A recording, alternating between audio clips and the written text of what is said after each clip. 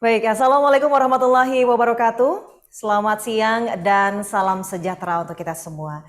Senang sekali saya Desvita Bionda dapat memandu jalannya acara Public Expose terkait penawaran umum berkelanjutan obligasi berkelanjutan 3 Global Mediacom tahap 1 tahun 2022 dan sukuk ijaroh berkelanjutan 3 Global Mediacom tahap 1 tahun 2022 oleh PT Global Mediacom Tbk.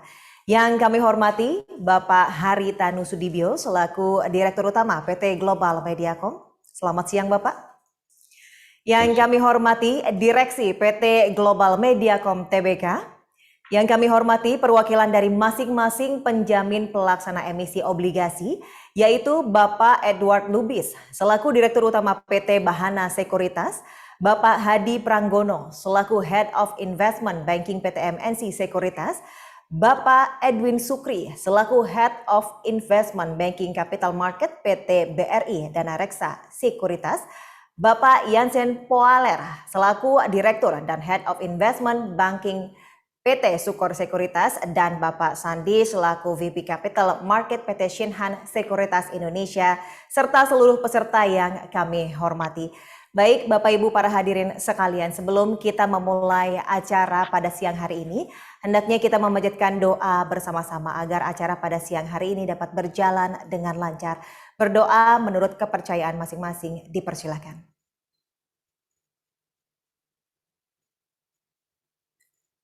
Berdoa selesai. Hadirin yang kami hormati, selanjutnya kita akan bersama-sama menyaksikan pemutaran video profil MNC Media Group. Founded in 1989, MNC Group has grown to become one of the largest national business groups in Indonesia. Under the leadership of its founder and executive chairman Haritanu Sudibyo, MNC Group has become the leader in 4 strategic investments: media and entertainment, financial services, entertainment, hospitality and e-commerce, and other digitals. In non-digital media, 4FTA TV from MNC Media, RCTI, MNC TV, GTV, iNews dominates the market with the highest number of audience share in Indonesia. MNC Media has successfully produced variety of content for all generations of all segments, with more than 20,000 hours of new content annually and a library of more than 300,000 hours, and consistently dominate the nation's top programming charts. For many years, MNC Media has been known to create the biggest talent search programs, from Indonesian Idol, MasterChef Indonesia, X Factor Indonesia, The Voice Indonesia, and the pioneer in talent search eSport Star Indonesia. And also a number of special programs like Indonesian Television Awards, Billboard Indonesia Music Awards, Indonesia Movie Actor Awards, and TikTok Awards Indonesia. In subscription-based media, MNC Vision Networks, or IPTV, is the largest in Indonesia for pay TV and fixed broadband. MNC Vision is the pioneer and the largest in Indonesia in DTH-based pay TV, which has its own satellite called Indostar 2 with S-band technology, which is resistant to weather disturbance in Indonesia. While K-Vision is present to serve the DTH needs for lower middle-income segment with prepaid business model. K-Vision sells set-top boxes and grows very fast, which is now the largest prepaid DTH company in Indonesia. In fixed broadband, MNC Play offers fiber-to-the-home technology with high-speed internet and pay TV service, offering 116 channels with catch-up TV and time-shift features. In a short period of time, MNC Play is now number 1 company. MNC Media's ICT infrastructure business under Infocom rolls out and leases fixed broadband networks to help the government in its program Internet Masuk Desa using VSAT, and is engaged with strategic technology partners to build and operate a world-class data center in SEZ MNC Lido City. MNC Media is very focused and consistent with the development of its entertainment content and digital business through MNC Digital Entertainment, or MSIN. Its main operation consists of the production, development, and distribution of the best content and IP in various formats for all media distribution platforms. MSIN produces around 6,000 hours of fresh content annually and holds MNC Group's 300,000 hours of digital content library, which is monetized in numerous ways. MSIN has cemented its position as the #1 content production house in Indonesia, as its content has been topping the Indonesian Best Content chart in a number of important content genres, and also being the most productive content house in the country. Additionally, its animation content, Kiko, has been distributed to 63 countries, which highlights the group's key in developing IP characters with international standards that are accepted globally. MSIN is seeking to further maximize its production potential by building a state-of-the-art and integrated outdoor production ecosystem with international standards called Movie Land in Special Economic Zone or SEZ MNC Lido City on a 21 hectares of land. Movie Land will provide various needs for a wide range of content production themes and genres. The company has the biggest talent management unit with artists. It manages talent from various genres, such as singer, presenter, actors, comedian, chef, to magician. MSIN also has music labels with top-rated singers under its management. In social media, Star Hits manages MNC Group's social media activities and is also the official partner of YouTube, Facebook, and TikTok. Our presence on these social media platforms is the biggest in Indonesia, generating around 1.5 billion views every month. Our multi-channel network content creators, which now consist of more than 180 channels, has generated 12 billion views with 88 million subscribers. MSIN has been involved in the rapidly growing gaming and esports industry through Esports Star Indonesia, or ESI, and is the pioneer in organizing and producing leading esports professional competition and talent search event every year. In 2022, ESI is set to release 2 mobile games titled Rapid Fire and Fight of Legends, which we believe will do very well in the market, supported strongly by MNC Media promotion and marketing capabilities. ESI is also heavily involved in managing esports team and the management of casual games. Within the digital business, MSIN owns and operates 2 super apps, both AVOD and SVOD, and 7 general and news portals. RCTI Plus is the biggest AVOD super app in Indonesia. The super app consists of 5 content categories, which include video, news aggregators, audio content, UGC talent search competitions, and music content through a strategic investment in Treble Music. Treble Music is the fastest growing digital music service and the first licensed music service that delivers on-demand and offline song play at no cost to the users. Vision Plus is the biggest SVOD super app that provides more than 110 local and international premium linear channels, more than 18,000 hours of exclusive VOD content, and original content production. In addition, Vision Plus also provides more than 74 casual games and UGC features through PlugClick to increase traffic and engagement for its users. MNC Portal Indonesia, or MPI, owns and operates 7 online portals. MPI has generated an aggregate traffic of 80 million monthly active users. Badiku was launched in December 2021, an information and news platform based on artificial intelligence or AI technology that automatically personalize and curate content. It serves as a platform for publication for all content creators derived from MNC Group, other publishers, and Users Network or UGC. With a strong and experienced professional team under MSIN, the company is ready to fully transform its strong footing as the biggest and most integrated content and digital entertainment group, serving all of the media platforms available today and tomorrow. As part of its social activities, MNC Group, through Yayasan Jalinan Kasih, is very active in social care activities for the communities and CSR corporate activities through MNC Peduli. MNC Media, developing and innovating the future, a pride of the nation. Baik Bapak Ibu yang kami hormati, baru saja bersama kita saksikan video profil MNC Media Group. Dan untuk selanjutnya kami persilahkan kepada Bapak Edward Lubis selaku moderator yang akan memimpin sesi pemaparan pada siang hari ini. Kepada Bapak Edward Lubis kami persilahkan. Baik, terima kasih rekan Desvita. Assalamualaikum warahmatullahi wabarakatuh. Selamat siang, salam sejahtera bagi kita semua. Shalom, Om Swastiastu. Namo Buddhaya, salam kebajikan.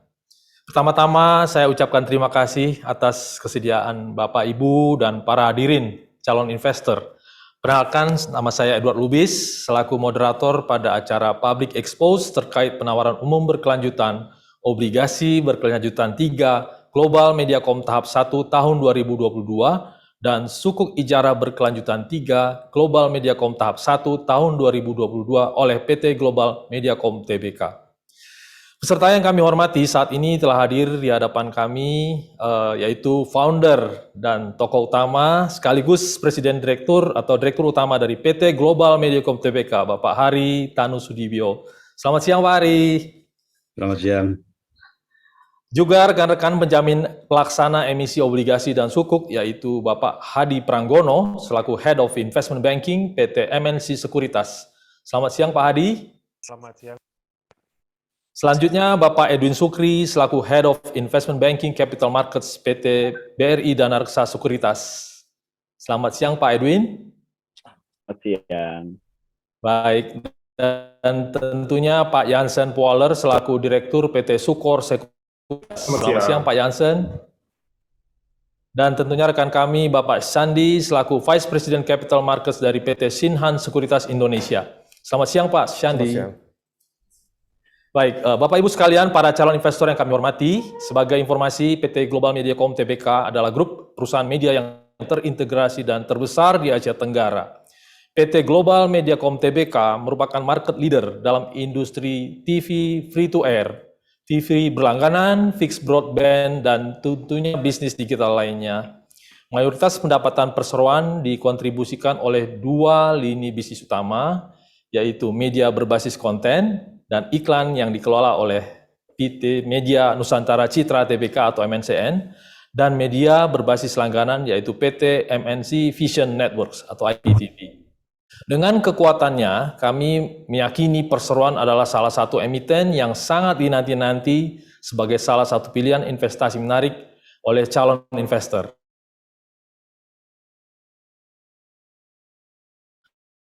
Serta industri ke depan yang cerah dan menjanjikan, pilihan ibu bapak calon investor kepada obligasi dan sukuk ijaro PT Global Mediacom Tbk kiranya merupakan pilihan investasi yang tepat. Melalui acara Public Expose ini, kami mengajak ibu bapak untuk dapat mengenali lebih dekat lagi mengenai profil, kinerja, prospek, dan visi calon emiten ini, serta mendapatkan jawaban mengapa kita harus menjadikan penawaran umum berkelanjutan, obligasi berkelanjutan 3 Global Mediacom tahap 1 tahun 2022 dan sukuk ijaroh berkelanjutan 3 Global Mediacom tahap 1 tahun 2022 oleh PT Global Mediacom Tbk sebagai pilihan investasi kita. Untuk itu langsung saja mari kita dengarkan paparan materi dari Pak Hari Tanusudibyo selaku Direktur Utama PT Global Mediacom Tbk. Kepada Pak Hari kami persilahkan. Baik, terima kasih Pak Edward Lubis atas introduction-nya. Assalamualaikum warahmatullahi wabarakatuh. Selamat siang, salam sejahtera buat semuanya. Yang saya hormati para yang tadi telah disebut satu persatu, diperkenalkan oleh Pak Edward. Dan tentunya seluruh hadirin yang hadir di acara ini, di virtual meeting, Bapak sekalian, saudara sekalian yang saya banggakan. Izinkan saya selaku pimpinan dari Global Mediacom untuk memberikan paparan terkait dengan aktivitas atau usaha daripada Global Mediacom. Next. Ya, pada prinsipnya Global Mediacom terdiri dari dua bisnis utama.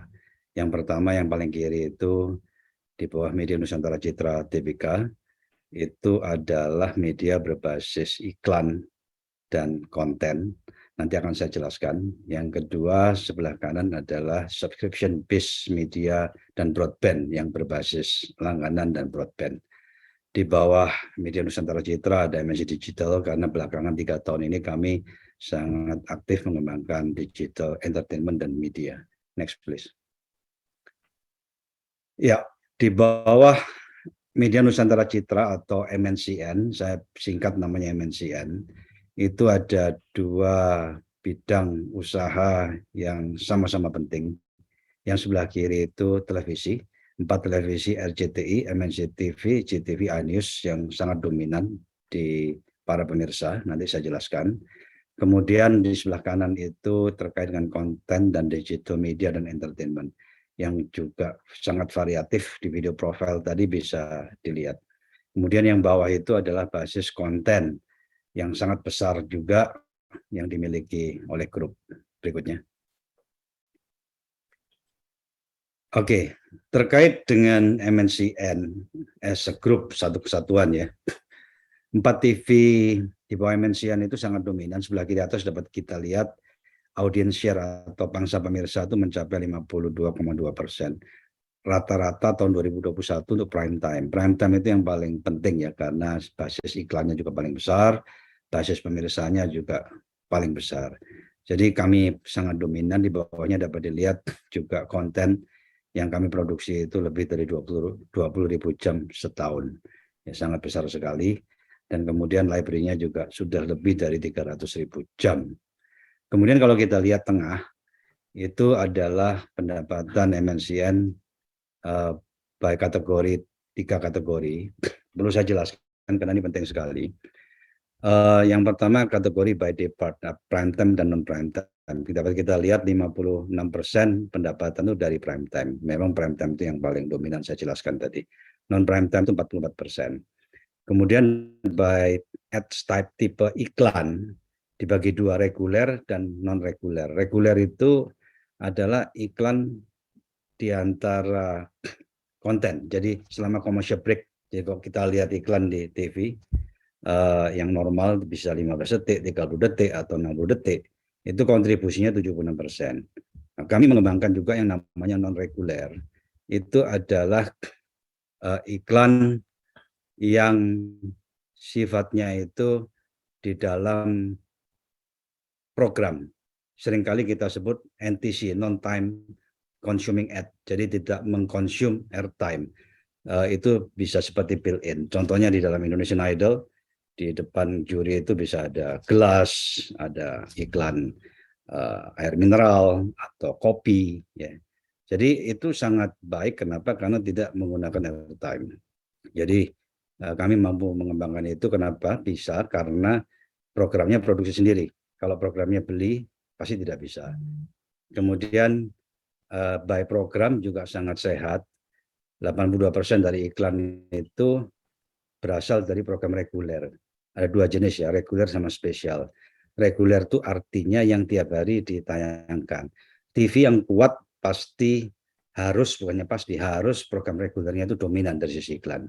Yang non reguler atau spesial itu yang sifatnya seasonal. Misalnya Idol setahun sekali ya, 1 season 3-4 bulan, seminggu bisa sekali atau 2 kali. MasterChef juga begitu. Jadi kekuatan TV itu kalau ditopang oleh iklannya oleh program reguler itu pasti sehat TV-nya. Ini dapat kita lihat di kanan pangsa iklan dari 4 TV milik MNC itu mencapai 48,5%. Ini combine ya, prime time dan non prime time. Dari semua iklan yang ada di televisi di seluruh Indonesia. Jadi separuh praktis itu dikuasai oleh 4 TV di bawah MNCN. Berikutnya. Di sini bisa dilihat tahun 2021 kinerja daripada program di bawah MNCN, 4 TV-nya MNCN. Kalau kita ambil top 20 program di Indonesia tahun lalu itu 20 semuanya punya MNCN. Jadi nomor 1 sampai nomor 20 sangat luar biasa dan itu produksi sendiri. Kemudian kalau by genre, by kategori, drama top 5 semua juga dimiliki oleh MNCN ya, RCTI dalam hal ini itu produksi sendiri juga. Animasi 5-5-nya juga top 5 itu grup, news top 1 itu juga RCTI ya MNC Group, talent search top 3 itu juga MNC Group, infotainment juga top 2, online blogging program. Jadi banyak juga kebanyakan itu yang internet company. Itu Block Time, kita bantu produksinya, terus mereka tentunya mungkin acara program anniversary atau apa begitu ya, atau ada promo-promo tertentu, itu top 5 kita juga. Awarding program top 5 juga didominasi oleh kita. Next. Kemudian di sisi yang tadi saya sebutkan yang kiri ya, itu yang TV. Jadi saya ingin membahas yang non-digital dulu. Yang sekarang ini adalah PTV dan broadband grup. Ada beberapa unit di sini. Ya, yang 2 pertama itu adalah basis TV berlangganan, MNC Vision. Dulu namanya Indovision, punya satelit sendiri juga, punya orbital slot sendiri juga di atas. Sekarang namanya ganti MNC Vision. Itu targetnya lebih ke premium. Kemudian ada yang namanya K-Vision. K-Vision itu TV satelit juga, tapi yang lebih murah ya. Itu banyak di second tier, third tier market, dan sekarang udah tumbuh sangat pesat ya karena murah. Kemudian yang kedua itu basis broadband dan IPTV, namanya MNC Play. Sekarang sudah nomor 3 terbesar nasional, tentu paling besar itu IndiHome ya, milik Telkom karena itu BUMN. Kemudian kami juga ada LCO. LCO ini Local Cable Operator. Jadi di daerah-daerah kecil itu kami bekerja sama dengan operator-operator kecil-kecil. Ada yang licensing ke mereka, ada yang kepemilikan kami miliki. Satu wilayah misalnya cuma 2.000, 5.000, 10.000 pelanggan, tapi ada di beberapa tempat. Kemudian di sini ada Vision Pictures, itu adalah basis untuk produksi khusus. Ini adalah channel, ada 13 channel yang diproduksi untuk bisa menyajikan channel lokal eksklusif ke PTV Group ya, ke PTV satelit maupun PTV broadband, yaitu MNC Vision, K-Vision, dan MNC Play. Kemudian yang berikutnya adalah Infocom. Infocom ini adalah basis ICT infrastructure daripada grup. Antara lain, ini juga punya network broadband yang disewakan tentunya. Jadi fiber optics networknya. Kemudian juga banyak bekerja sama dengan pemerintah untuk menyiapkan internet masuk desa di daerah terpencil. Kemudian sekarang dalam rangka membangun data center. Ya, bekerja dulu pernah kami announce sudah ada MOU dengan Damak. Damak itu grup properti non-government terbesar di Middle East. Jadi akan bangun data center yang mulai dari 10 mega tentunya nanti akan naik terus. Yang paling kanan itu Migo. Migo kami ada 40% di sini. 40% Migo. Migo adalah alat ya, namanya MDS, itu istilah kami, yang bekerja sama dengan warung-warung. Warung-warung kecil-kecil tujuannya untuk mendistribusikan digital product secara offline. Ya, karena banyak di pinggir-pinggir itu juga internet quality-nya karena kurang bagus, karena juga price sensitif ya mereka kalau harus bayar internet. Jadi kami menyiapkan ini. Any digital product bisa didistribusikan di sini, termasuk produk grup sendiri, OTT, ya seperti Netflix itu kami juga ada namanya Vision Plus, kemudian music, apps ya, kami juga ada namanya Treble nanti akan disampaikan. Bahkan juga produk-produk lain ya, bukan dari MNC Group saja, tapi produk-produk digital dari grup lain didistribusikan. Ini sangat menarik karena satu MDS itu bisa handle kurang lebih 1.000 pelanggan. Ya, rencananya ya kita akan bangun sampai 100.000 NDS bekerja sama dengan 100.000 warung. Jadi bisa betul-betul memiliki basis pelanggan yang besar di second tier dan third tier market. Berikutnya. Ini jumlah pelanggan daripada PTV grup kita dari PTV satelit maupun broadband fiber optics ya. Sampai dengan Q4 sampai dengan akhir tahun 2021 sudah mencapai 10,7 juta household. Ini basisnya household rumah karena mereka kalau langganan kan untuk rumah. Kalau jumlah orang yang di cover dikalikan 4,2 ya, itu sensus dari Biro Pusat Statistik. Jadi artinya sekitar 44 juta orang tercover dari PTV satelit dan PTV broadband di bawah tentunya grup MNC. Next please. Berikutnya adalah terkait dengan digital. Jadi 3 tahun ini digital kan berkembang pesat. Akhirnya kami betul-betul fokus mengembangkan digital di semua lini. Sekarang orang IT dan termasuk developer dan sebagainya yang related digital sudah besar size-nya untuk mensupport semua digital business atau platform yang dimiliki oleh grup. Karena kenapa? Kalau kita lihat di layar ya, sekarang orang spend time ya, menggunakan waktu untuk menggunakan internet itu hampir 9 jam untuk berbagai penggunaan. Jadi termasuk sosial media, terus ya email juga tentunya, kemudian dengan musik atau menonton video streaming, ya kemudian semuanya baca portal, ya portal kan bermacam-macam portal, termasuk Google dan sebagainya, cari informasi. Jadi itu bisa lebih dari sepertiga daripada waktu kita itu setiap hari rata-rata itu berhubungan dengan internet. Ya ini mau tidak mau harus mengembangkan yang basisnya internet. Ya, itu salah satu landasan dan ini bisa berkembang terus ya, apalagi Indonesia memiliki jumlah populasi mudanya kan besar. Anak muda mobilitinya tinggi, jadi internet akan menjadi sangat penting. Next. Oke, di sini saya bisa gambarkan dari sisi iklan yang kiri atas. Iklan di digital business, digital media dan entertainment itu meningkatnya luar biasa. Kita bisa lihat ya, yang hijau biru itu yang light, pertumbuhannya besar sekali. Kalau di kiri bawah itu 19%, itu compounded growth daripada iklan di digital, luar biasa. Sedangkan iklan di TV cuma 5% tumbuhnya. Jadi ya suatu saat disalib, bahkan ya nanti akan bedanya akan banyak. Kita proyeksikan di kanan atas itu 2024 iklan di digital platform, media ataupun entertainment bisa mencapai 51%. TV tinggal 40%. Jadi bukan turun TV-nya secara absolut, angkanya bisa kita lihat masih tumbuh 5%, tapi karena digital tumbuhnya lebih pesat ya, besar presentasi dari total iklan nasional ya akhirnya jadi turun ke 40%.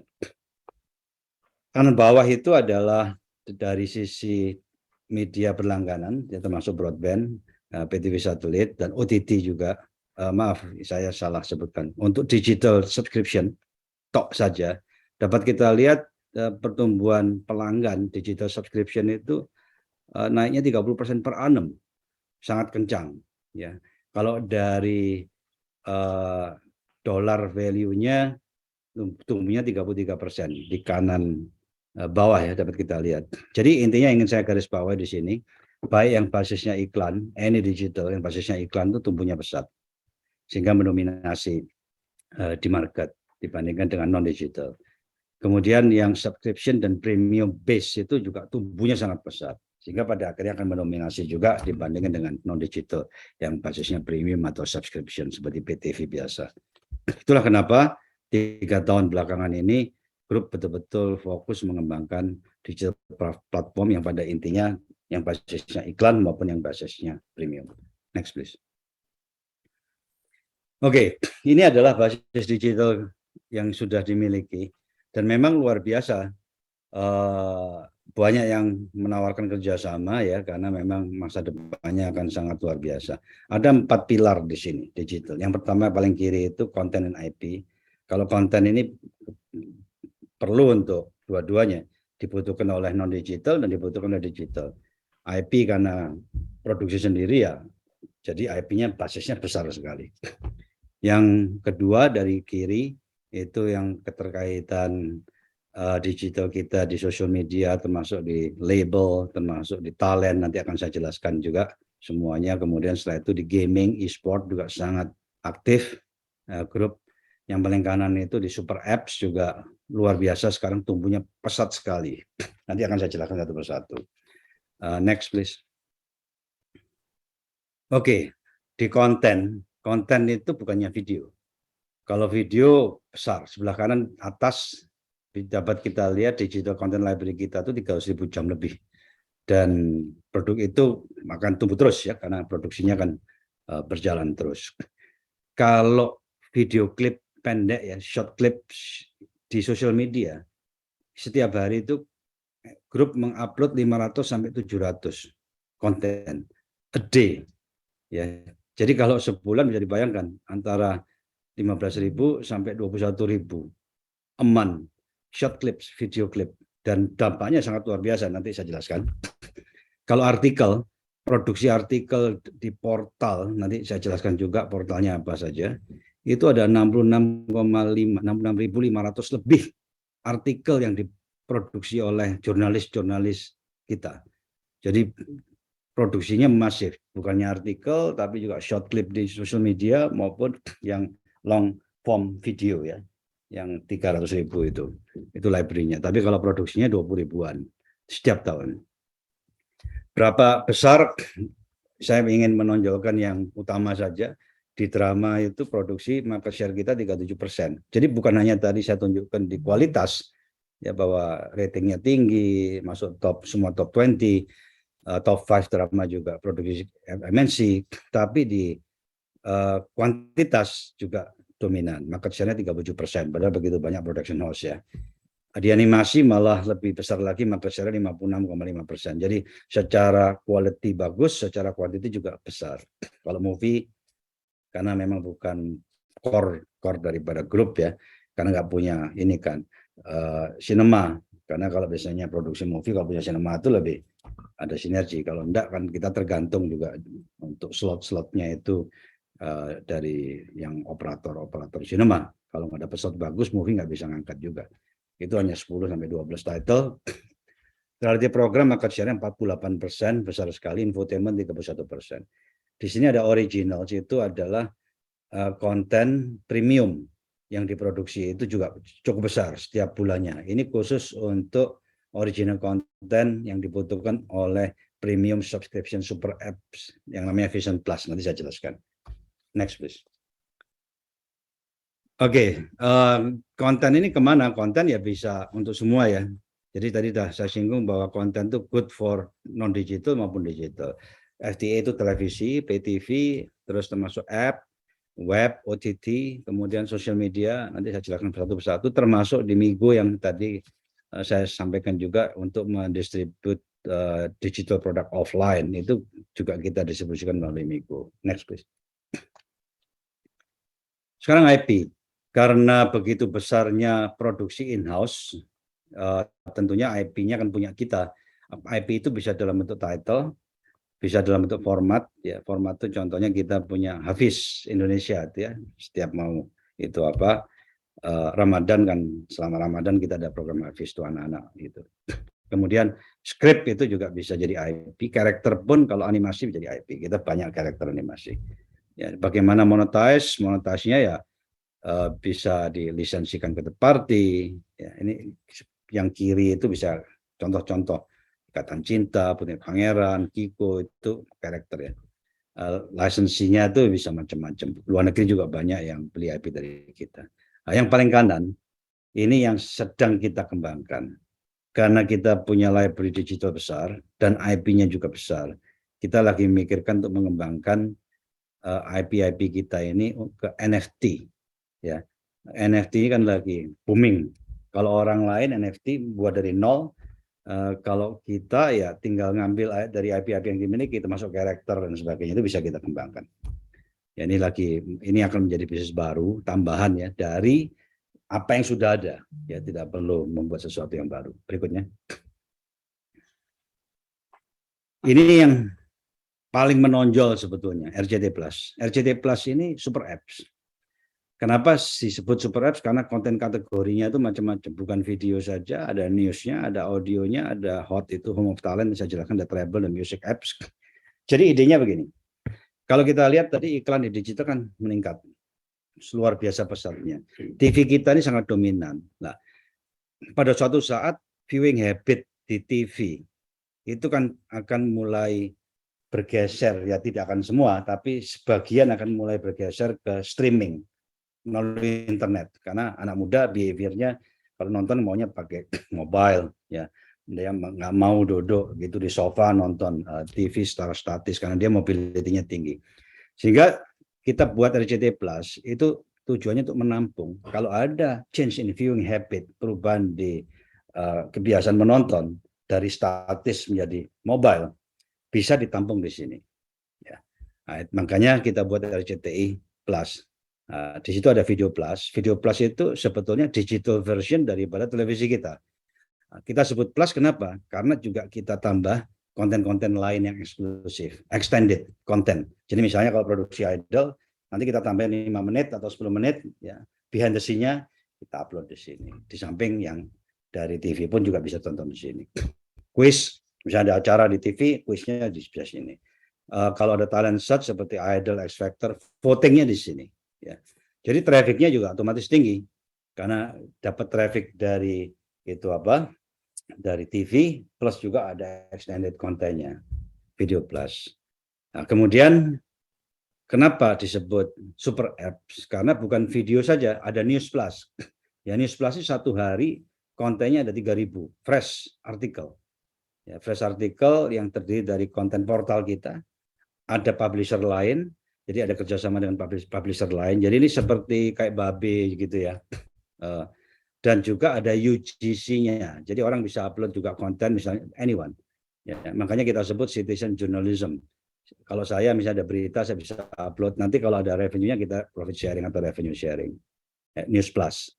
Kemudian ada Audio Plus. Audio Plus ini terdiri dari radio streaming, ada lebih dari 2.000 di dalamnya, termasuk radionya grup. Jadi grup ini punya radio FM kan sudah mulai turun, makanya dijadikan streaming.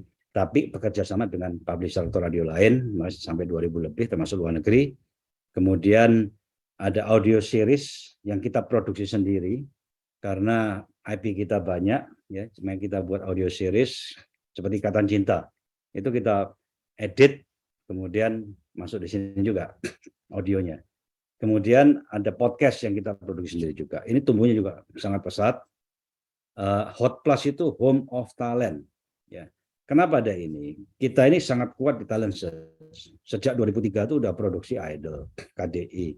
Ya, jadi kalau kita bicara talent search yang diproduksi grup itu judulnya macam-macam. Ada X Factor, Rising Star, ada The Voice, ya, ada Master Chef, ada yang punya sendiri, yang format sendiri Hafiz Indonesia. Jadi banyak sekali.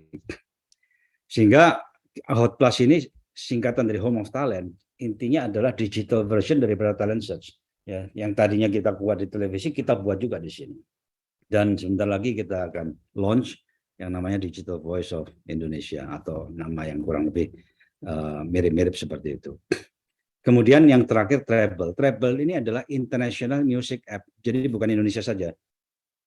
Ini ada di Meksiko. Sekarang di Meksiko sangat dominan. Di Amerika dulu ini ada seperti Spotify.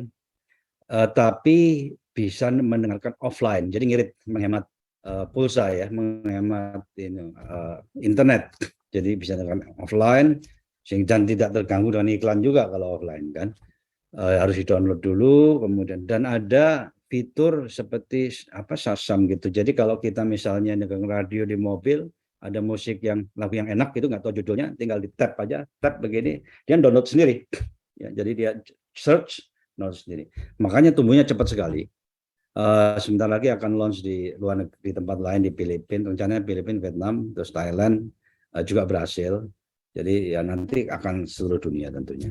Nah, jadi RCTI Plus ini adalah konsep super apps yang basisnya iklan, di mana orang bisa nonton ya, video plus, orang bisa baca artikel news plus, orang bisa mendengarkan audio plus, orang bisa partisipasi talent search, ya, ada engagement di situ, ada interaction, terus travel orang bisa nyalakan musik. Dalam waktu sekejap sekarang RCTI Plus ini monthly active usernya sudah 60 juta lebih ya. Sangat besar, sangat trafficnya sangat tinggi dan iklannya juga sangat besar. Di dalam grup saya ingin menegaskan semua digitalnya ini bukan bakar-bakar duit. Semua menghasilkan pendapatan yang menghasilkan positif cash flow. Ini juga sangat sehat RCTI Plus. Berikutnya. Ini contoh kontribusi daripada revenue RCTI Plus sendiri dibangun padahal baru akhir Agustus tahun 2019. Ya, 2019 akhir, jadi usianya belum 3 tahun. Pada waktu 2020 saja 3% daripada seluruh iklan di digital itu larinya ke RCTI Plus. 2021 memasuki tahun kedua itu 11%. Yang bawah sendiri abu-abu itu adalah YouTube, Google itu ya, Google, YouTube kan satu grup. Turun terus secara presentasi. Jadi porsi iklan streaming atau platform-platform asing itu secara presentasi sudah mulai turun karena kegerus dengan yang lokal-lokal termasuk RCTI Plus. Ya, tahun ini diharapkan kontribusinya 13% RCTI Plus dari semua iklan digital nasional dan diharapkan akan tumbuh terus ya. Makanya kita tim digitalnya kita perkuat terus karena memang digital is the future. Jadi intinya di sini orang mau nonton TV, orang mau baca koran, terus ada viewing habit yang berubah atau reading habit yang berubah, ya bisa larinya ke sini. Kita tampung semua. Dulu orang dengarkan pakai CD gitu ya, sekarang streamingnya ada di sini, ada aplikasinya. Next please.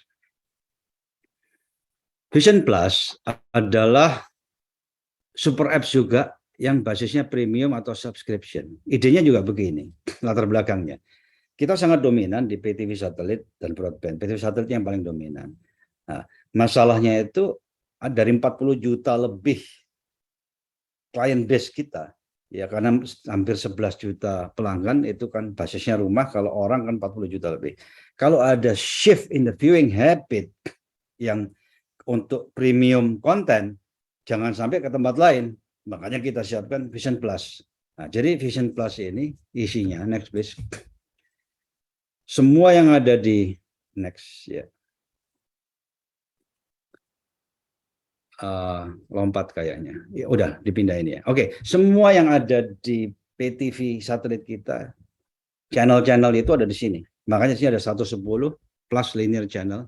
Jadi OTT yang ada linear channel lengkap ya di sini. Ini untuk supaya mengantisipasi ada shift in the viewing habit untuk premium content.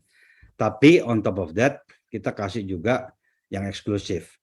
Jadi tadi kan saya sebutkan ada 13 channel lokal yang kita produksi dedicated. Dan bedanya fiturnya juga ada time shift yang bisa nonton 7 hari ke belakang. Jadi kalau kita ketinggalan kemarin masih bisa nonton, 2 hari yang lalu bisa nonton gitu. Kemudian kita taruh juga the best 18,000 hours library daripada grup as a VOD ya, video on demand kita taruh di sini ya. Kemudian original production kita buat juga di sini ya, makanya ada kata-kata plus, jadi beyond just PTV ya. PTV kan cuma linear channel, ini ada VOD-nya 18.000 jam, ada original content yang kita produksi setiap bulan ya, jadi sangat masif. Dan kita sebut super apps karena bukan video saja.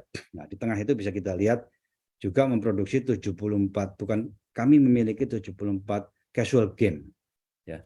Jadi traffic daripada game ini juga tumbuh terus. Ya. Casual game yang masuk di sini. Kalau mobile game itu terpisah, independen. Kemudian yang ketiga, itu Klik sedang diintegrasikan, belum masuk. Jadi kalau masuk ke Vision Plus masih belum kelihatan. Tapi apps-nya sudah ada, masih standalone, sekarang lagi dimasukkan. Ide dari Klik ini selama pandemi itu casting kan susah. Casting susah, physical casting menurut saya. Karena produksi konten kan besar sekali, physical casting itu susah, akhirnya kita buat online casting. Jadi ide awalnya ini adalah untuk menampung online casting. Orang dari Makassar, dari Surabaya, dari Medan. Jadi kalau mau jadi artis tinggal di-upload aja videonya, masuk ke sini, kita seleksi begitu. Kalau misalnya dia qualified, ya kita panggil akan jadi artis kita gitu. Terus tentunya ada konten premium yang lain ya seperti komik, terus ada novel yang premium, ya. Jadi ada di sini. Sebentar lagi akan muncul di Vision Plus. Vision Plus intinya adalah premium subscription based super apps. Jadi ya berbayar. Tapi ada gratisnya juga, ada free-nya juga. Karena itu attract traffic. Bisnis modelnya sebetulnya beberapa konten itu gratis. Jadi supaya orang nonton masuk ke sini pakai, terus kemudian kita upsell supaya orang subscribe. Itu adalah strateginya. Next please. Salah satu daya tariknya ya tentunya ada free TV-TV kita eksklusif hanya di RCTI Plus dan Vision Plus. Ini juga daya tarik supaya orang juga masuk ke sini. Next please. Bagaimana cara memonetize, mendistribusikan Vision Plus? Yang pertama tentunya kita menjual bundling dengan PTV grup kita yang ada 11 juta. Jadi kalau orang mau pakai ini, mereka akhirnya mau nonton di rumah, premium konten bisa, terus kalau mobile anywhere mereka pergi juga mereka bisa. Terus ada kerjasama dengan IndiHome juga. IndiHome itu internet subscribernya ada 9 juta, tapi video subscribernya nggak besar, nggak sampai 3 juta. Jadi ada gap yang besar. Sementara kekuatan kita di konten, makanya kita juga ingin masuk mengisi yang kosong itu. Kemudian melalui Migo, setelah saya jelaskan, Migo adalah alat untuk mendistribute digital content offline bekerjasama dengan warung. Jadi warung, nanti orang kalau mau beli, datang ke warung, terus mereka misalnya beli untuk sebulan yang 30 ribu misalnya, paket, kemudian mereka download, setelah download mereka bisa melihat semua yang terkait dengan Vision Plus selama sebulan itu. Dan kami juga bekerja sama Vision Plus dengan mobile operator ya, praktis dengan semua mobile operator. Intinya bekerja sama dengan platform-platform lain yang memiliki user base besar. Ya, karena dengan user base besar ya di situ bisa di-upsell ke Vision Plus. Next please. Oke, ini portal. Dulu orang baca koran atau print media, bisa tabloid, bisa majalah. Sekarang udah nggak baca lagi print media, tapi baca portal. Nah, oleh karena itu belakangan ini kita genjot portalnya. Sekarang sudah ada 6 portal, namanya OKZone, Indonews, iNews, itu yang saya jelaskan dulu. OKZone itu general, jadi semua ada di sana. Indonews itu adalah basisnya news, karena dulu ini awal cikal bakalnya adalah koran Sindo. iNews.id itu adalah portal lokal, jadi kontennya adalah konten lokal di seluruh Indonesia. Papua ada, Papua Barat ada, NTB ada, NTT ada, Maluku ada. Jadi memang karena orang Indonesia ini kan tidak hanya mencari informasi yang terkait dengan berita nasional, tapi juga berita-berita lokal mereka butuhkan. Itu adalah strategi dari iNews.id. Ada IDX, itu kerjasama dengan bursa ya. Jadi pemegang sahamnya adalah kami, ada bursa, ada KP, ada celebrities.id, ya, ada sportstar.id. Keenam ini per minggu lalu sudah mencapai 87 juta monthly active user. Jadi user base-nya itu yang unik besar sekali. Jadi mereka tentunya masuk ke sini untuk baca artikel. Kelebihannya di sini, karena kami basisnya juga dari video ya, related TV production juga. Jadi artikel-artikel utama itu selalu juga ada videonya, karena orang tidak hanya pengennya baca, tapi mereka juga menonton. Belum lama ini kami meluncurkan namanya Badiku. Badiku ini seperti Toutiao. Jadi terus terang idenya dari Toutiao China. Toutiao itu adalah usaha pertama daripada parent company-nya TikTok, ya, ByteDance. Jadi ByteDance itu punya Toutiao dulu, akhirnya berhasil, kemudian mereka masuk ke TikTok. Sekarang mereka juga banyak ke game, mobile game seperti Mobile Legends, itu punya mereka juga. Jadi Badiku ini adalah portal plus karena kita isi konten sendiri, bekerja sama dengan publisher lain, tapi juga ada citizen journalism. Jadi siapapun bisa ngupload konten informasi yang basisnya informasi, jadi seperti YouTube begitu, tapi informasi. Dan kurasinya kita pakai artificial intelligence, cepat jadi, bukan manual. Ya, jadi ini lagi kita kembangkan karena saya yakin ini akan besar karena lebih personalized karena ada artificial intelligence-nya di sini. Next please. Talent management karena produksi konten besar, akhirnya kita punya talent itu untuk dengan background bermacam-macam. Talent untuk produksi konten TV atau kontennya digital, ya super apps kita. Ada talent yang social media, YouTubers, itu kita kelola juga. Jadi kalau kita lihat totalnya sudah 182, itu kita sebut MCN di kiri atas ya. MCN itu namanya multi channel network. Social media itu istilahnya multi channel network. Yaitu ada 182 YouTubers yang kita kelola, di samping dengan 400 lebih talent yang basisnya video. Ya, jadi sangat besar. Ini banyak juga. Kenapa kita perlu ini juga? Karena kita produksinya besar. Jadi untuk menjamin continuity daripada production, talent management ini penting, sangat-sangat penting. Next please. Di sosial media, MNC terbesar, tidak banyak orang tahu, terbesar dan jauh lebih besar daripada yang nomor 2. Jumlah subscriber di YouTube Tok itu ada 169,3 juta. Dan view-nya dalam 4 tahun ini 54,3 miliar. Ya, 1 bulan di YouTube saja view-nya 1,2 miliar. 1,2 miliar. A month view. 1 bulan itu 1,2 miliar view. Luar biasa. Makanya saya sebut tadi kan konten yang kita upload, short clips yang kita upload di media sosial kan 500 sampai 700 clips per hari. Ya ini hasilnya. Jadi subscribernya besar sekali, view-nya juga besar sekali. Ya, itu sudah 4 tahun kami lakukan ini. Di Facebook mulai akhir tahun 2020, sekarang sudah ada 61 juta followers dengan 4,8 miliar view, juga besar. Tapi di YouTube, di TikTok sekarang tumbuhnya juga pesat sekali. Di TikTok sudah ada 242,9 juta followers dengan channel-channel yang banyak di TikTok. Ya, jadi kalau total sebetulnya subscriber atau follower itu istilah aja ya. Itu is one thing. Sebenarnya paling penting itu berapa view yang generate. Nah, kalau kita lihat di sebelah kanan itu setiap bulan dari semua kegiatan kita di sosial media itu generate 1,5 miliar sampai 2 miliar view. Sehingga iklannya juga banyak. Jadi platform-platform ini mengiklankan revenue share. Kayak di YouTube itu 50% dari iklan untuk kita, 45% mereka retain. Karena kita dominan di sana, kita provide konten yang premium, good content, makanya mereka kasih ke kita 55% revenue share. Ya, next please.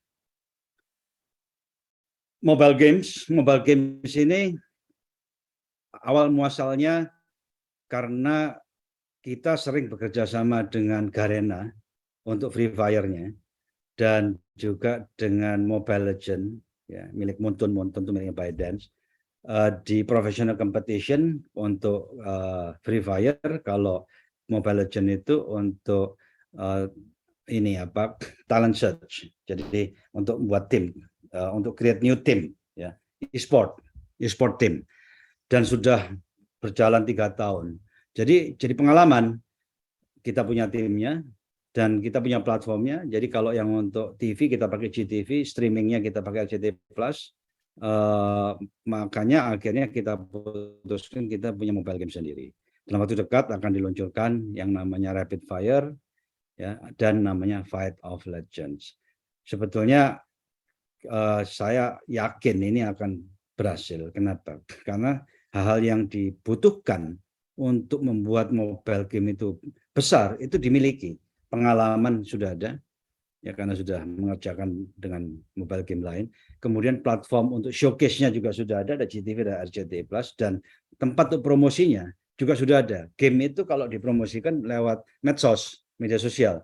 Tadi sudah saya gambarkan di medsos, traffic daripada MNC ini besarnya luar biasa. Jadi bisa kita pakai untuk mempromot game-game kita nanti. Ya, kalau mau keluar negeri, kita sudah punya calon-calon mitra untuk membantu mendistribusikan di luar negeri. Game ini sangat luar biasa. Mungkin saya berikan latar belakang. Parent company-nya Shopee. Shopee itu uangnya bukan dari investor, tapi dari uangnya sendiri. Karena parent company yang namanya Sea Limited, ya itu dia punya game business very profitable. EBITDA-nya itu bisa 1,5 sampai $2 billion dari game saja. Tencent yang begitu besar, market cap-nya 400 lebih miliar US dollar, main bisnisnya itu dari mobile game. Ya mereka punya PUBG dan lain-lain sebagainya. Makanya kami masuk ke sini. Ya, yang di Indonesia game juga lagi booming sekarang. Next please.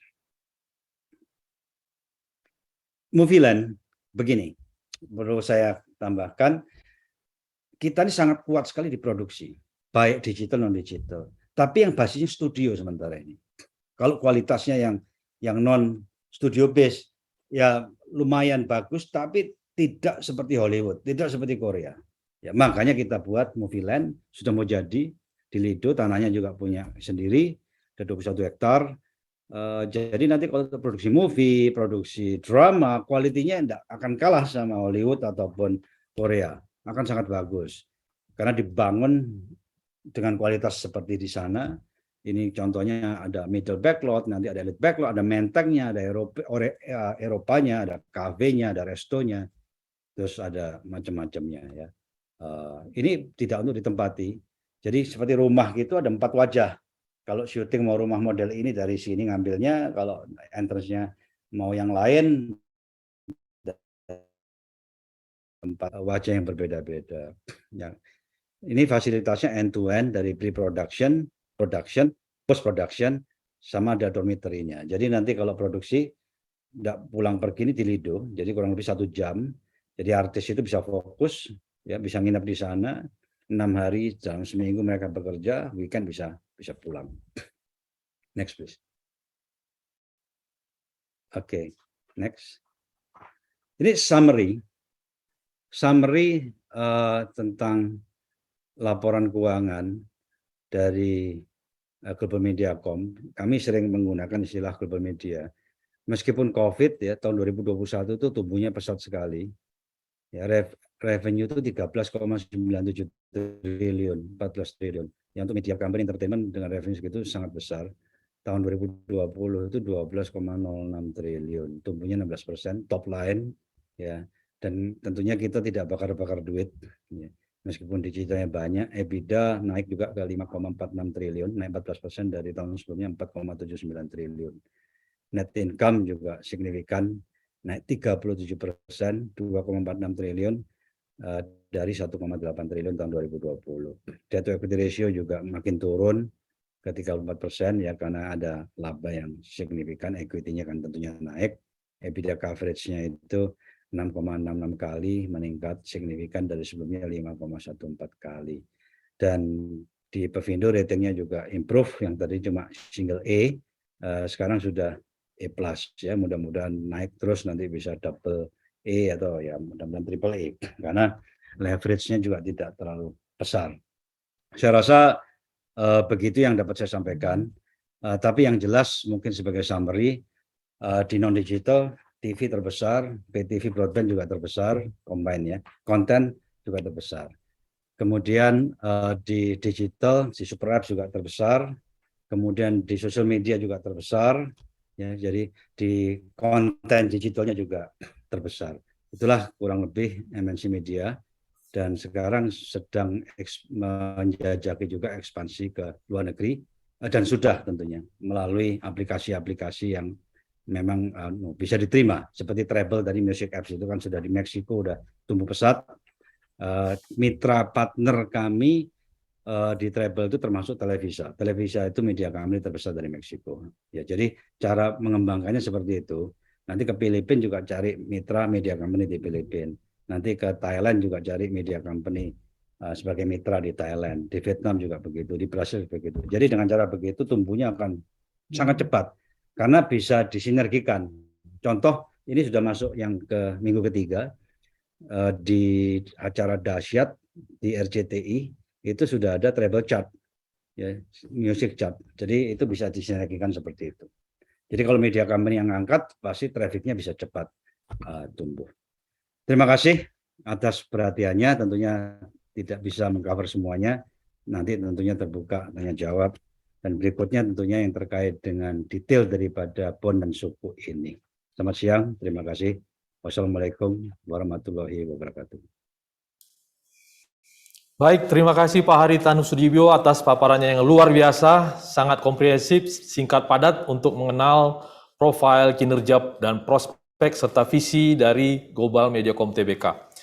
Baik, sebelum kita berlanjut, kami informasikan bahwa bila Ibu Bapak ada pertanyaan, kami persilakan untuk menyampaikannya melalui feature Q&A pada layanan Zoom dengan menyebutkan nama Ibu Bapak serta kepada siapa pertanyaan ditujukan.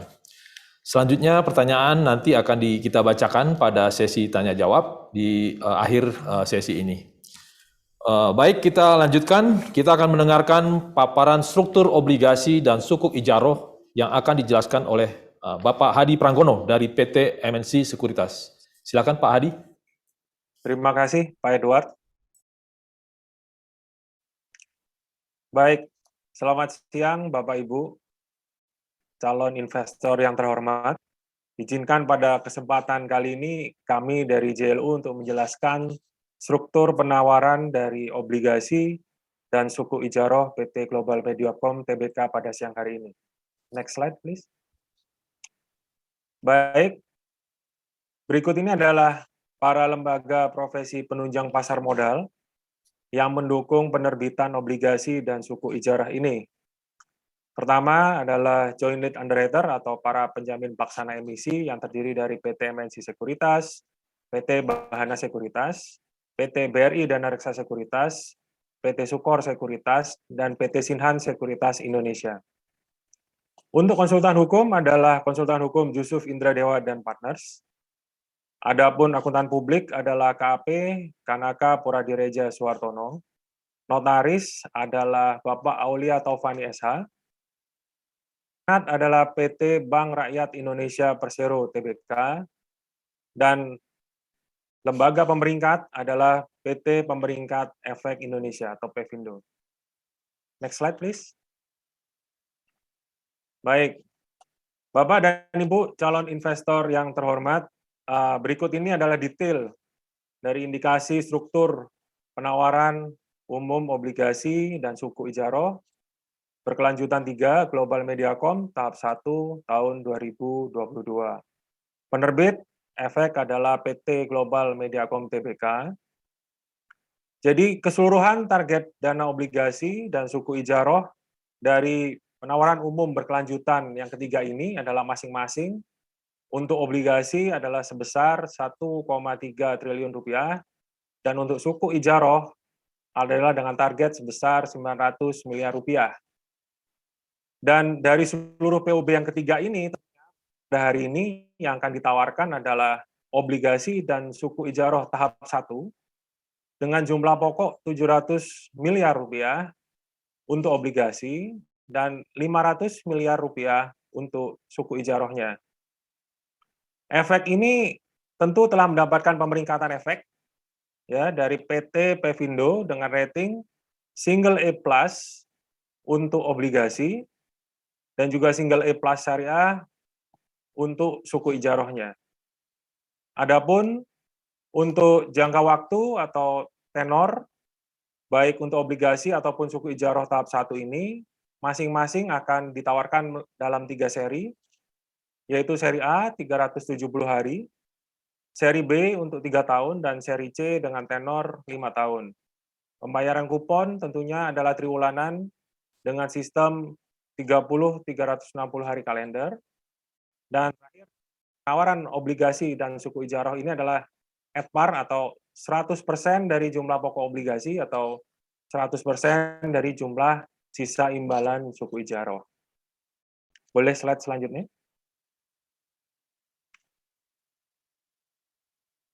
Bapak Ibu calon investor, seluruh dana yang diperoleh dari hasil penawaran umum obligasi akan digunakan oleh emiten untuk tujuan pembayaran refinancing, yaitu obligasi berkelanjutan 1 Global Mediacom tahap 1 tahun 2017 seri A.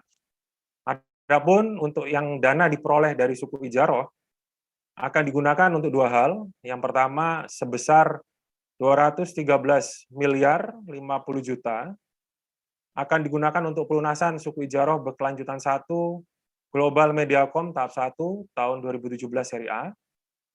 Lalu sisanya yaitu 293 miliar 54 juta rupiah akan digunakan untuk modal kerja pembiayaan kebutuhan operasional dari emiten.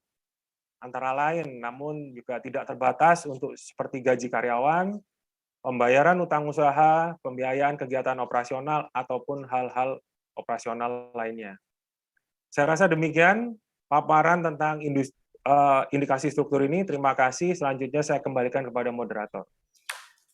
Baik, terima kasih Pak Hadi atas paparannya. Demikian tadi Pak Hadi Pranggono, Head of Investment Banking PT MNC Sekuritas.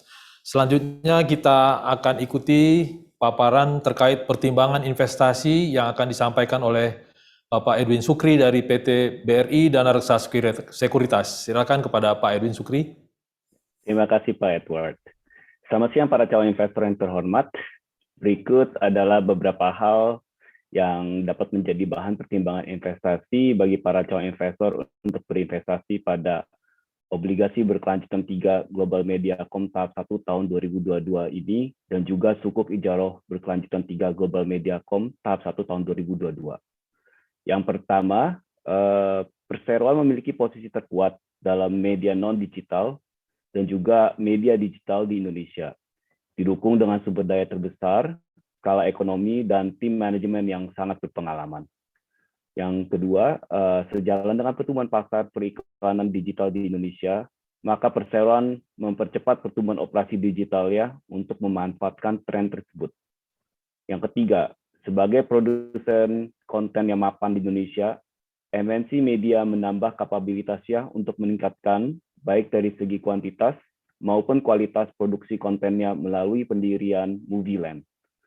Yang keempat, dengan portofolio media yang lengkap di bawah grup, hal ini akan menciptakan peluang cross-selling dan cross-bundling yang optimal, yang akan mengoptimalkan pendapatan MNC Media.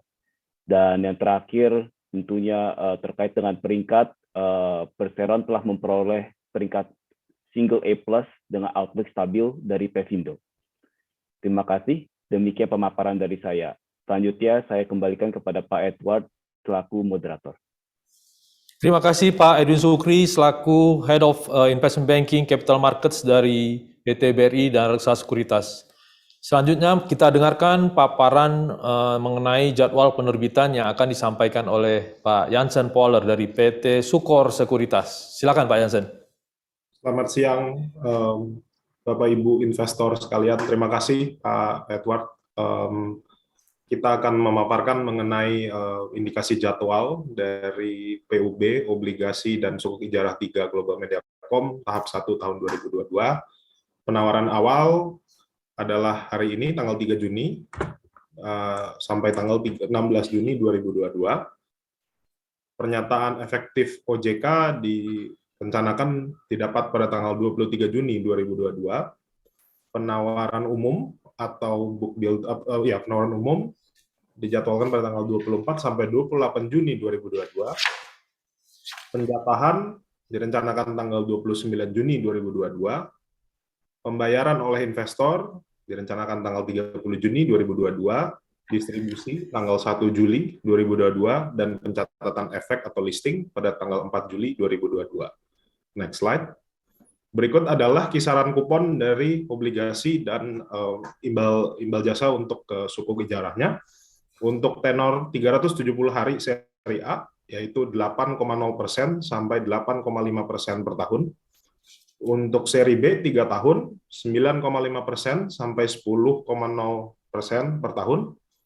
Lalu seri C untuk tenor 5 tahun di 10,5% hingga 11,0% per tahun.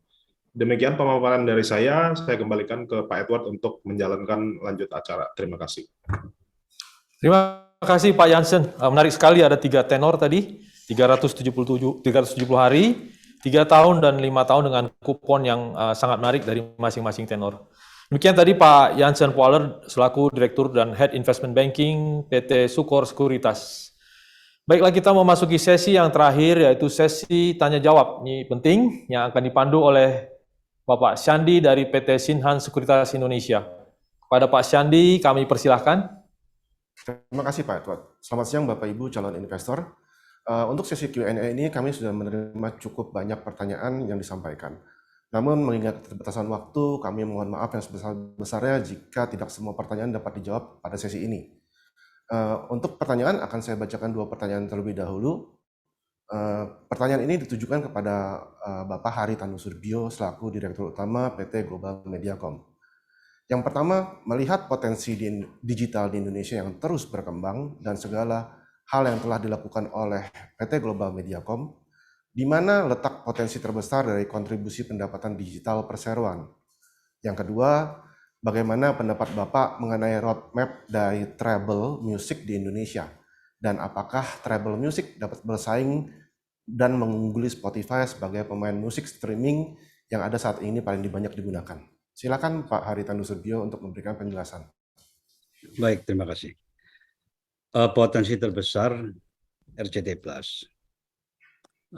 Karena yang pertama di televisi itu total iklan dari 4 TV, RCT, MNCTV, GTV, iNews saja itu 7 triliun lebih. Dari 4 TV itu saja, dan tadi setelah saya sampaikan bahwa RCT Plus itu untuk menampung shift dari viewing habit yang tadinya dari non-digital ke digital, dari TV biasa ke streaming. Kemudian kan ada plus-plusnya juga, di situ ada newsnya, ada audio plusnya, ada hot plusnya, kemudian ada treble. Jadi kalau secara revenue saya yakin RCT Plus itu yang salah satu yang paling besar. Saya mungkin bilang paling besar juga tidak. Kedua yang potensi lagi itu game. Mobile game itu kalau hit ya bisa luar biasa. Contoh seperti gamenya Tencent itu seperti PUBG itu bisa $2 billion. Satu game saja, globally ya. Dan game itu juga biayanya tidak terlalu mahal, relatif. Kalau seperti e-commerce itu OPEX-nya besar sekali. Kalau game jauh lebih kecil. Kemudian yang akan besar lagi itu Vision Plus tentu. Karena potensinya juga akan dikembangkan ke luar negeri. Sekarang lagi dalam pembicaraan juga dengan beberapa pihak untuk bermitra. Karena kalau mau ke luar negeri ya tentunya harus sharing konten, ada bekerja sama lah dengan pihak lain supaya bisa memperoleh konten-konten mereka. Jadi itu adalah yang potensi. Jadi RCT Plus, kemudian game, terus Vision Plus, dan treble. Sekaligus saya jawab ya, treble itu potensinya besar. Karena kan bisa jadi global. Nah, pertanyaan apakah bisa bersaing dengan Spotify? Bedanya begini, Spotify itu lebih subscription. Free-nya itu kan banyak iklan. Ya, kalau ini kan iklan, ini free tapi tidak terganggu oleh iklan. Ya, terus ada juga yang seperti Sasam ya, fitur ya. Ya, itu yang di tap begitu, akhirnya bisa download musik yang kita dengar, yang kita suka ya. Saya yakin bisa besar karena digendong oleh infrastruktur dan ekosistem yang kuat. Jadi ada treble chart yang bergandengan dengan dahsyat. Ya, jadi dengan cara begitu kan akan menarik minat juga label-label untuk memberikan konten musik kepada kita. Terus nanti juga bisa menggunakan sosial media yang trafiknya besar untuk promosi. Ya, kemudian, jadi intinya disinergikan dengan televisi, disinergikan dengan streaming RCT Plus, dengan Vision Plus, dengan portal, dengan sosial media yang trafiknya besar. Jadi saya yakin bisa mengungguli, cuma kan masalah waktu. Peluncuran Indonesia kan baru tanggal 18 April lalu. Jadi belum April ya April, belum lama, baru 1 bulan lebih, belum 2 bulan. Ya, jadi banyak konsolidasi termasuk tim-timnya kan juga lagi dibentuk, belum fully completed untuk SDM-nya, dan juga iklan bisa bundle. Nah, ini yang menarik, secara komersial iklan bisa dibundle. Jadi kalau pengiklan bayar 1X begitu, mereka bisa dapat exposure di TV, dapat exposure di social media, dapat exposure di music, dapat exposure di mana streaming RCTI Plus atau Division Plus dan semuanya. Jadi kita bisa memberikan exposure ke semua kelompok masyarakat. TV itu basisnya kan keluarga, nonton bareng rame-rame. Kalau portal basisnya kan orang lebih yang bekerja, orang yang bekerja, kemudian yang secara karena mereka cari informasi dan sebagainya. Kemudian kalau streaming sama sosial media kan basisnya anak muda. Jadi semua kelompok masyarakat ini bisa kita jangkau. Itu keuntungan daripada grup kalau saya lihat. Sehingga apapun yang diangkat, dipromosikan, seharusnya cepat ngangkat sepanjang itu produknya bisa diterima. Terima kasih. Terima kasih Pak Hari atas penjelasannya. Baik Bapak Ibu, semoga penjelasan yang disampaikan oleh Bapak Hari Tanusubio dapat memberikan penjelasan dan gambaran yang lebih jelas bagi para calon investor. Berikutnya kami akan lanjutkan untuk 2 pertanyaan yang terakhir, yaitu yang pertama adalah, lagi-lagi pertanyaannya untuk Pak Hari Tanusudibyo ya. Yang pertama adalah apa tujuan utama dari konsolidasi aset digital Global Mediacom ke dalam MSIN? Dan kemudian yang terakhir adalah saat ini dengan masuknya OTT seperti dari luar seperti Netflix, iFlix, Viu dan lain-lain, di mana otomatis OTT ini adalah pesaing dari perseroan. Kemudian juga adanya Antares yang dikeluarkan dari WeTV yang saat ini juga mulai merambah ke lokal konten. Bagaimana pandangan Bapak terhadap persaingan tersebut pada saat ini? Terima kasih. Baik, terima kasih. Kalau kenapa kok dikonsolidasikan di MSIN supaya ngumpul. Jadi sinergi antara digital platform ini kan penting. Dan kalau kejajaran berjalan sendiri-sendiri ya tidak bisa maksimal. Jadi dari secara operation akan jauh lebih efisien, jauh lebih efektif, dan hasilnya juga jauh lebih baik secara cost maupun secara commercial top line. Jadi bisa bundling dan sebagainya. Biasanya digital itu bundling lebih mudah kalau jualan. Juga untuk produksi konten ya, itu akan jauh lebih mudah dan akan jauh lebih bersinergi. Kemudian yang kedua dari sisi valuation. Di Indonesia ini aneh. Kalau kejajaran begitu value-nya nggak kelihatan. Tapi kalau dijadikan satu value-nya kelihatan. Seperti MSCI ini market cap-nya mungkin hampir 60 triliun ya, 58-59 triliun. Dan kami kan masih mengendalikan super majority di sini. Tapi waktu kejajaran nggak kelihatan, kecil market cap-nya. Ini juga lebih mempertegas fokus ke depan itu apa yang akan dibesarkan. Contoh sekarang banyak dari pihak-pihak luar yang datang ke kami untuk ngajak kerjasama. Ya mudah-mudahan dalam waktu dekat akan banyak berita-berita baru yang sangat positif tentunya bagi digital business yang terkait sama media dan entertainment di bawah MSIN. Itu juga kelihatan sekali gitu dampaknya ya. Kalau kejajaran tidak kelihatan, karena kelihatan utuh. Kemudian persaingan. Netflix kesulitan untuk penetrate Asia. Asia ini culture-nya agak sedikit beda. Ya, itulah kenapa market cap-nya kan turun 50% lebih. Ya, karena mereka hanya tergantung dari Western countries dan di sana kompetisinya meningkat, ARPU juga makin turun karena persaingan dengan Amazon Prime, dengan yang lain-lain ya. Makanya dropnya banyak market cap-nya. Tadinya kan $200 miliar lebih, sekarang kan di bawah 100, mungkin 80-90 miliar. Jadi kalau persaingan dari OTT asing sih kami nggak takut, karena meskipun mereka juga produksi local content tadi disampaikan kan seperti WeTV dan lain-lain, mereka bisa produksi, but the question, what about the quality? Kalau kami bukan menyombongkan diri, kualitas konten produksi grup itu sangat bagus. At one time, contoh, Ikatan Cinta itu pernah memiliki audience share mencapai 56%. Bayangkan, pada satu saat, 1 jam setengah tayangan sinetron Ikatan Cinta, ya, itu ditonton 56% dari seluruh pemirsa televisi yang nonton TV pada jam prime time, jam itu. Itu pernah.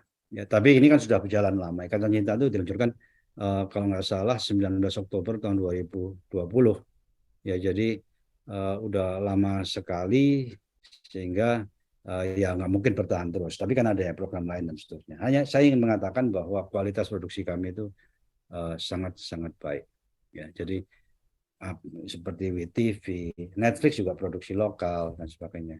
Tidak mudah bagi mereka untuk bisa bersaing. Ya, yang biasanya dominan itu local player. Apalagi sekarang juga lagi menjajaki bekerja sama dengan pihak-pihak luar negeri. Tapi yang saya tidak bisa disclose karena pihak luar negerinya itu TBK juga. Terima kasih. Terima kasih Bapak Hari Tanusudibio. Mengingat jadwal acara yang cukup ketat saat ini, maka mohon maaf untuk sesi tanya jawab saat ini harus kami akhiri, meskipun masih banyak sekali pertanyaan yang belum dapat terjawab. Dan terima kasih atas partisipasi dari Bapak Ibu calon investor. Untuk berikutnya acara saya kembalikan kepada Bapak Edward Lubis selaku moderator. Baik, terima kasih Pak Candi, Pak Hari atas Q&A session yang kita sudah jalani. Baik, demikianlah kita sampai di penghujung acara ini, Bapak Ibu calon investor yang kami hormati, yaitu rangkaian paparan dalam rangka Public Expose atas penawaran umum berkelanjutan, obligasi berkelanjutan 3 Global Mediacom tahap 1 tahun 2022, dan sukuk ijaroh berkelanjutan 3 Global Mediacom tahap 1 tahun 2022.